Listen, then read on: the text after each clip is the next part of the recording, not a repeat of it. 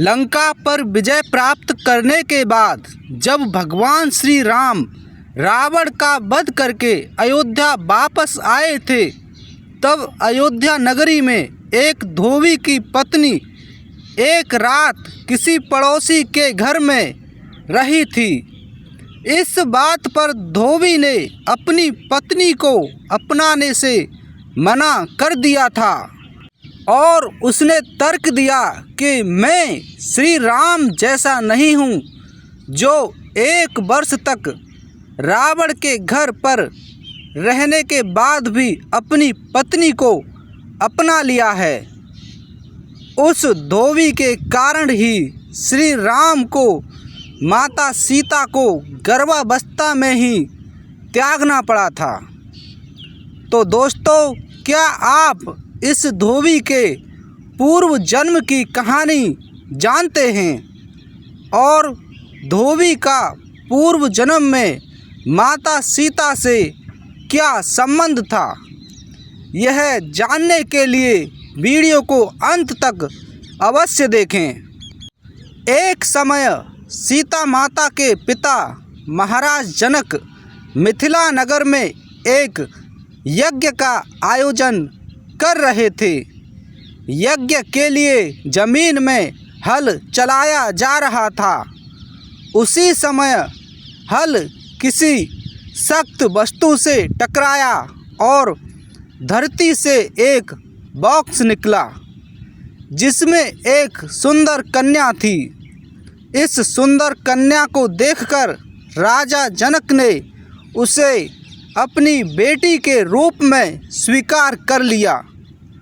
सीता एक दिन अपने महल के बगीचे में अपनी सखियों के साथ खेल रही थी। उस बगीचे में एक तोता का जोड़ा दिखाई दिया जो बड़ा ही सुंदर था। वे दोनों पति पत्नी आपस में बातें कर रहे थे कि इस धरती पर भगवान श्री राम के रूप में अवतार लेंगे और उनकी पत्नी सीता होगी। यह सुनकर सीता ने सोचा कि ये दोनों मेरे ही जीवन के बारे में बात कर रहे हैं, क्यों न इनको पकड़कर अपने जीवन की सारी बातें इनसे जान लूं। ऐसा विचार करके सीता ने अपनी सखियों से कहा कि देखो, तोता का जोड़ा कितना सुंदर है, इनको धीरे से पकड़ लो। तब सीता की सखियों ने उन सुंदर पक्षियों को चुपके से पकड़ लिया। तब सीता ने उन पक्षियों से पूछा कि आप राम और सीता को कैसे जानते हो और आप कहाँ से आए हो? आप सारी बातें हमें बताओ।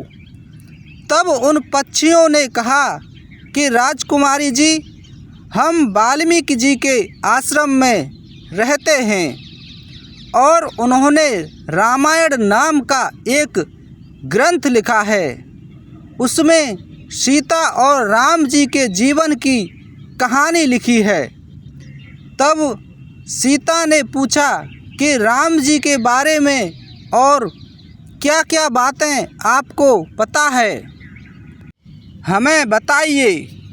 तब तोता बोला कि पुत्रेष्टि यज्ञ के प्रभाव से अयोध्या में भगवान विष्णु श्री राम जी के रूप में अवतार लेंगे और मिथिला नगरी में सीता का स्वयंवर होगा, जिसमें राम महर्षि विश्वामित्र के साथ आएंगे और वहां पर भगवान शिव का धनुष तोड़कर सीता को पत्नी के रूप में वरण करेंगे। तब वे तोता का जोड़ा राम जी के मुखमंडल का वर्ण करने लगे। राम जी का मुख कमल की कली के समान सुंदर होगा, नेत्र बड़े बड़े, नाक ऊंची, भुजाएं घुटनों तक, गला शंख के समान, वक्षस्थल चौड़ा होगा। तब पक्षियों ने सीता से कहा कि राजकुमारी, हमने तुम्हें सब कुछ बता दिया है। अब आप हमें यहाँ से जाने दीजिए। तब सीता ने श्री राम को अपने हृदय में रखकर उनसे पूछा कि आप यह बताइए कि मनुष्य जन्म में उनका सीता से वैवाहिक संबंध कैसा रहेगा। तब सीता की इन बातों में इतनी रुचि देखकर तोता का जोड़ा समझ गया कि यही सीता है। तब पक्षियों ने पूछा कि हे देवी, आप कौन हैं। तब सीता ने कहा कि मैं ही सीता हूँ, परंतु मैं आपको यहाँ से तब तक नहीं जाने दूँगी जब तक श्री राम मुझे यहाँ से आकर स्वीकार नहीं करते। तुम हमारे महल में ही अपनी इच्छा के अनुसार ही रहोगे। तब तोता की पत्नी ने कहा कि हे देवी, हम वन के निवासी हैं, हमें वन में ही प्रसन्नता मिलेगी और मैं गर्भवती भी हूँ और मैं अपने निवास स्थान पर ही प्रसव करना चाहती हूँ। अतः कृपया आप हमें यहाँ से जाने दो, और अगर तुम चाहो तो मैं अपने प्रसव के बाद यहाँ आ जाऊँगी। परंतु फिर भी सीता ने उन्हें नहीं छोड़ा। तब तोता ने कहा कि देवी, मेरी पत्नी को छोड़ दो, यह गर्भिणी है। तब सीता ने कहा कि सुख, अगर तुम चाहो तो तुम जा सकते हो, मैं इसे नहीं छोड़ूंगी, मैं इसे यहाँ बहुत सुख से रखूंगी। तब सुक ने कहा कि महर्षि ठीक ही कहते हैं कि किसी से कुछ भी मत कहो, मौन रहो। अगर हम बगीचे में यह वार्तालाप नहीं करते तो हम इस मुसीबत में नहीं पड़ते। इतना कहकर तोता बोला कि देवी, मैं अपनी पत्नी के बिना जीवित नहीं रह सकता, कृपया आप मेरी प्रार्थना मान लो। किंतु सीता ने उसको नहीं छोड़ा। तब तोता की पत्नी ने क्रोध और दुख में आकर सीता को श्राप दिया कि जिस प्रकार गर्भावस्था में तुम मुझे अपने पति से अलग कर रही हो, उसी प्रकार तुम्हें भी गर्भावस्था में अपने पति राम से अलग रहना पड़ेगा। इतना कहकर तोता और उसकी पत्नी ने अपने प्राण त्याग दिए और वे स्वर्ग में चली गईं।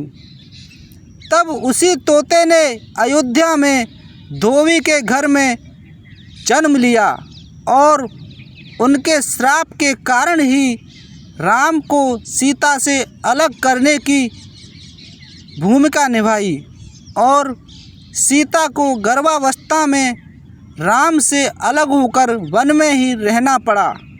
तो दोस्तों, कृपया वीडियो को लाइक करें, कमेंट करें, सब्सक्राइब करें। जय श्री राम। धन्यवाद।